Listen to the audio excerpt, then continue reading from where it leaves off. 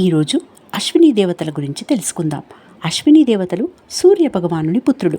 వీరిని తదాస్తు దేవతలు అని కూడా అంటారు.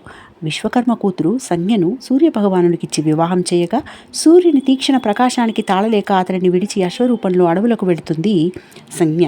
ఇది తెలిసిన సూర్య భగవానుడు అశ్వరూపంలో సంజ్ఞ వద్దకు వెళ్తాడు. ఈ విధంగా వీరిద్దరికీ పుట్టిన పిల్లలే ఈ అశ్విని దేవతలు. వీరి అసలు పేర్లు నాసత్యుడు, దస్రుడు. వీరు కవలలు.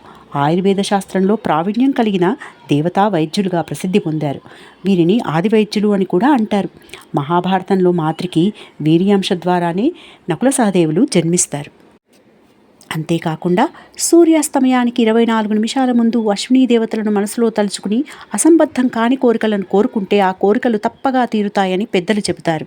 అంతేకాకుండా ఏం మాట్లాడినా మంచే మాట్లాడండి, చెడు వద్దు, తదాస్తు దేవతలు ఉంటారు అని అంటారు.